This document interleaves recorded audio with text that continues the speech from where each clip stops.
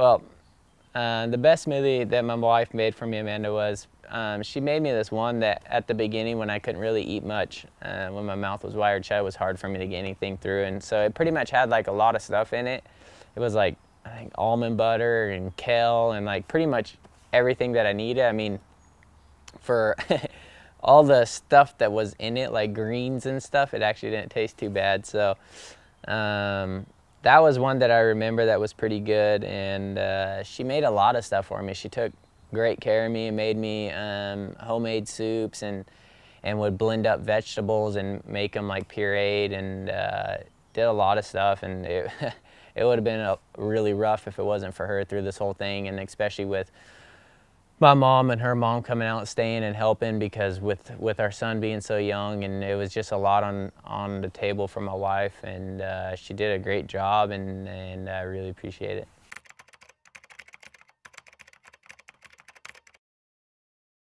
Well, Mark, what keeps me motivated when I'm not racing or when I'm injured, and it's kind of frustrating because I can't really do much right now and just been sitting around, and but I would say what's been keeping me really motivated and happy and still like really appreciative of everything that I have in life is my family. My son, who's 7 months now, little crew, has definitely been the big light at the end of the tunnel for me through this whole thing, and keeping me entertained, and why I've been having to sit at home and can't do much. I get to hang out with him, so that's been really, really cool, and my wife and all the support she gives me, and they're kind of my whole support program. So that's what keeps me kind of going and moving forward to get where I need to be to get myself back to 100% and get back on the bike and go through the motions and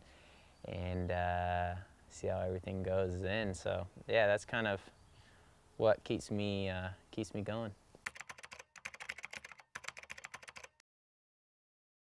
Well, Sean, like to go to local tracks and to ride with everyone is fun. Like I think it's cool. Like I remember growing up when I would ride local tracks, and when me and my mom would drive down here and stay and for a week or whatever in the hotel, and I'd come down and ride Glen Helen and Paris and all those places, and whenever pros were there, it was like really cool, like to see all of them and get to ride with them, and I remember that. So it's like pretty cool. Like I like going to the track and riding with people, and just appreciating everybody that does ride and supports our sport, and it's just really cool, like to go, like if someone's riding with you, and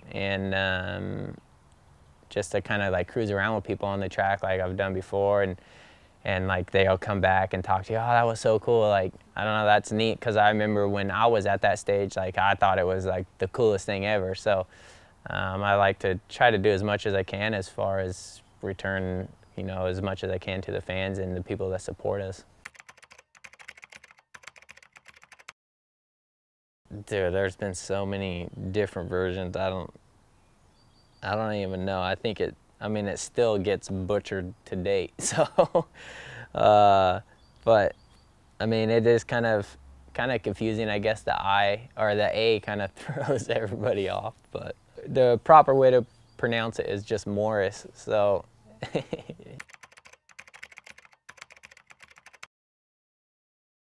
No, I would definitely not consider doing that. Talking with your mouth shut is pretty hard.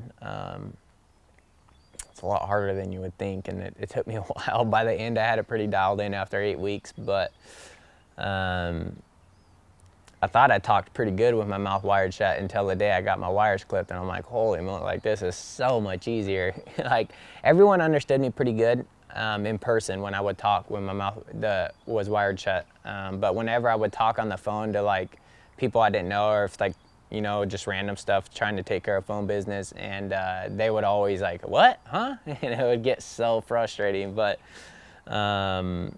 yeah, something that was definitely it was more torture than anything.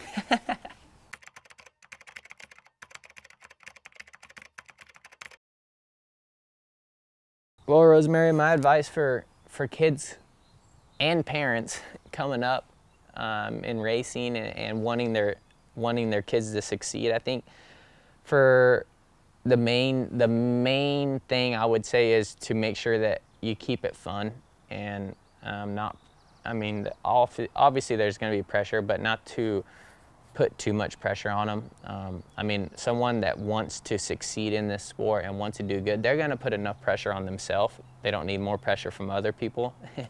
So I would say the main thing just is to keep it fun, and that's what I've kind of learned is if you're having fun, then you're doing good and you're enjoying it and stuff, and just to appreciate every opportunity you get and not take it for granted, and listen to people if they're trying to give you advice, and just appreciate everything that everyone wants to help you with, and just enjoy it, and because it's not going to last forever, and just enjoy the fun times that you can have, and why they're there, and just be super appreciative. And if your family's, you know, working, if your mom and dad are like, you know, working a lot, like there's a lot of families out there where they work super hard to support the kids that go racing, and I know it takes a lot, and I think that's cool that there's families out there willing to do that, and but I think the main key is just to keep it fun.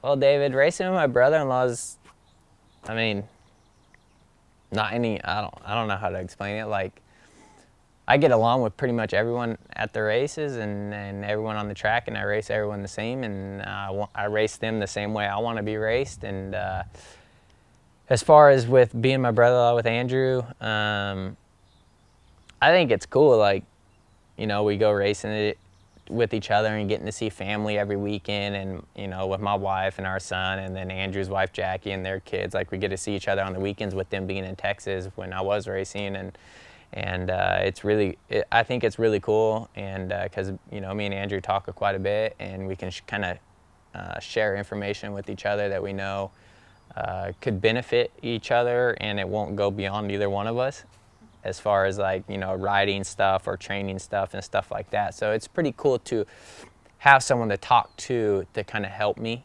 and or just vent to, or anything about this kind of stuff. So it's really cool to have that. And usually we don't really, I mean, we'll talk a little bit about stuff like when we're hanging out or whatever, but majority of the time when we're together, it's like we're just together to be with family and have fun with the kids. And so we usually don't really talk about moto that much, really, when we're together. It's more of like a family time, not like motocross time. Like I said, like, that's one thing I've learned is you got to bounce stuff out and separate family time from career time. And I think that's good, and it helps to make your racing stuff easier to be more serious, because you're not just in it all the time. So, but yeah, I would say I'm super pumped on it, and it's really cool to have Andrew, you know, there to talk to and hang out with, and just everything.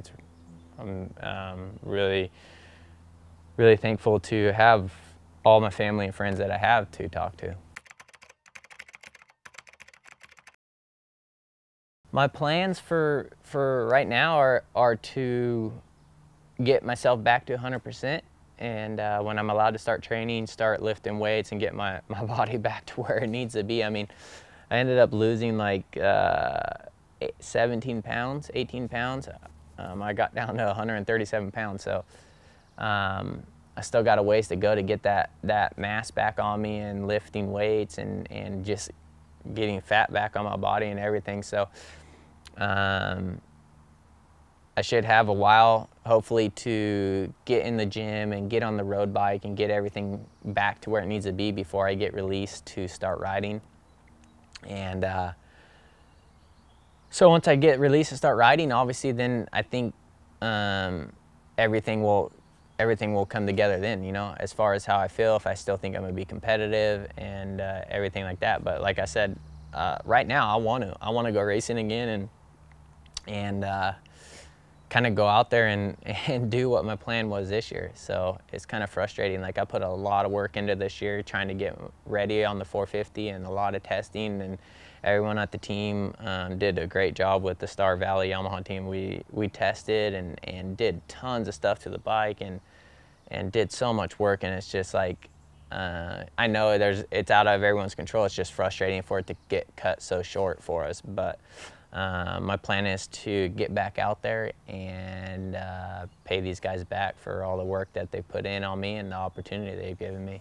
I want to thank all the fans and everyone out there that sent the questions in for me, and excited to continue making progress and hopefully get back out there soon so I could be on the track for you guys and talk to you guys at the races and see everybody, and thanks again.